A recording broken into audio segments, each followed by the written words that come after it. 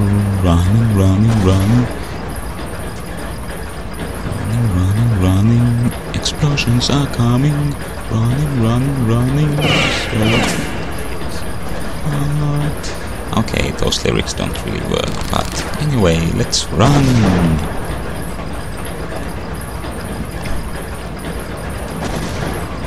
Why did that guy stop? Well, I'm not stopping.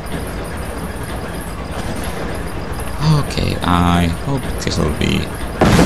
Whoa! I see you're not smiling. This time, you die. But you fell to pieces.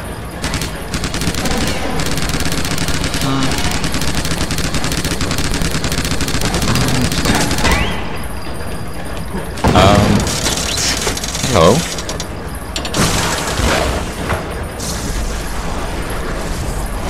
I hope that's the last we see of him. How do we get out of here?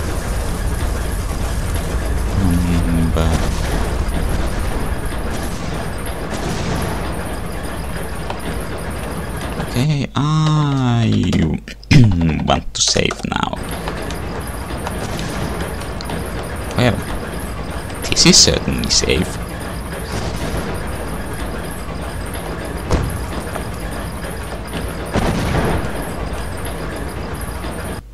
Hooray! Total body count 148. I guess that's the Windy City mission done over with. And indeed it was. Didn't even get an epilogue. And now, the fourth and final mission, House on the Edge of Hell. This is ridiculous. Everyone has to say the password, stranger. Even you. An intruder would be dead by now. Rules, stranger. You think I enjoy sitting in this little box all day? Your enjoyment does not concern me. The password, stranger. By this point, I could have killed you and flipped the switch to open the door myself. You wouldn't do that. Would you? The world is a dark place. Who will protect the world from darkness? We will, after we play our stupid games. Isn't he a darling? Have a nice day. What's left of it.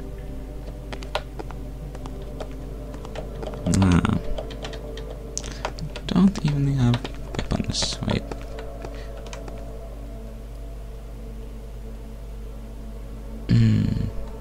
I can't remember anymore if I checked that plug on the wall in the other videos.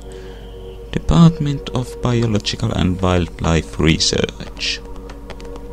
Kind of reminds me of the Invisible Man TV show where the super secret organization for a period of time was operating under the Department of Fish and Game.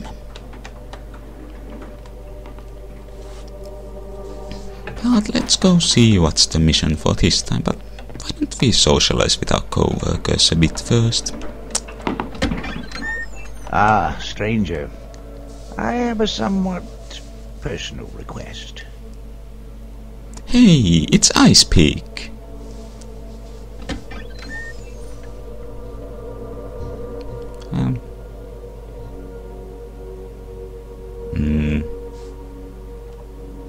Okay. Hello there, big fellow. Do you know anything about this request? Nothing. He didn't say anything about it to us. But he does seem unusually nervous today. Don't ask me. I've only been here a couple of years, and I'm still trying to figure out this organization. I'm sure we can keep the boss waiting and see. Oh, hi there, Haystack. Hey there, stranger. How's it going? All right. I'm waiting for Ken to finish a mission so we can get into some heavy training.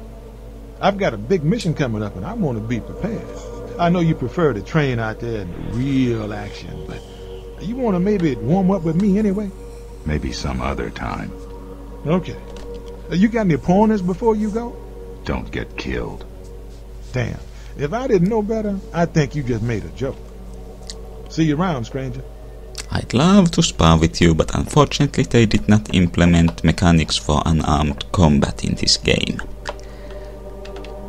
Okay, so... is the doctor in? Oh, hey! Guns!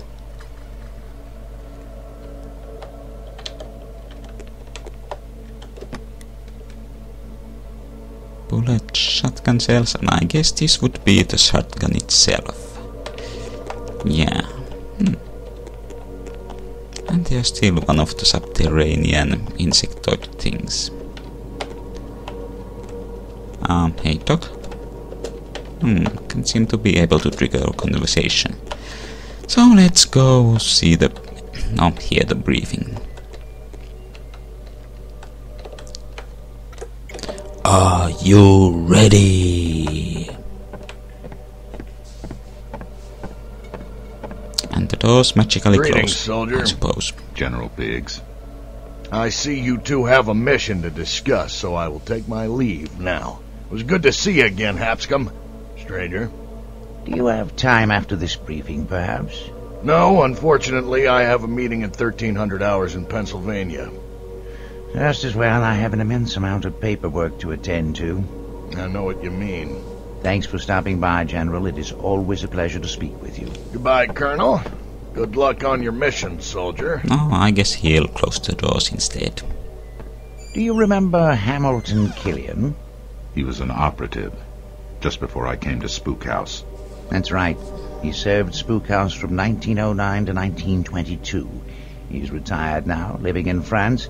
He contacted me recently requesting help. He says that a graveyard near his estate outside of Paris has been disturbed by supernatural activity.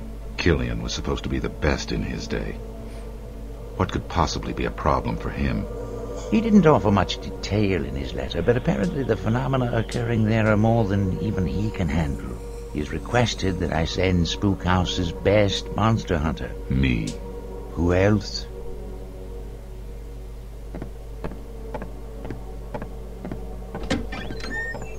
Well, that was kind of abrupt.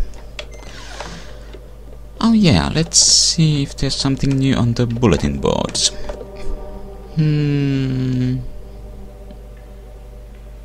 Well, Moloch is still missing and the others...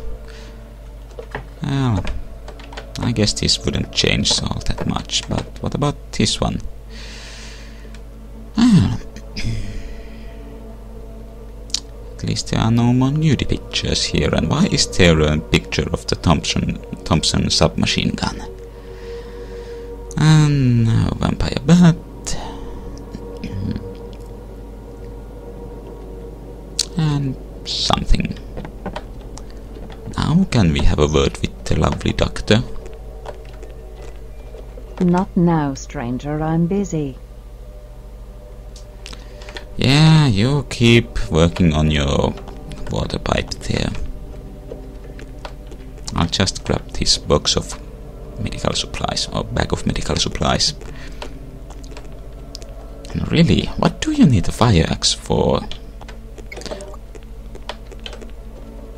I need some items for the undead, or demons. Does it mean nothing to you when I tell you I'm busy?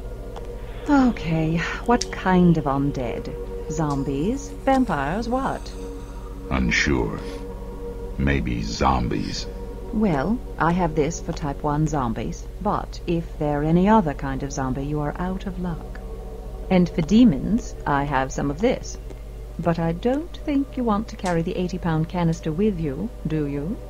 No thanks. Well, maybe we can now pick up the fire axe. Hooray! Oh, what kind of axe? Does it specify what kind of an axe it is? Oh. Right, now, where was the...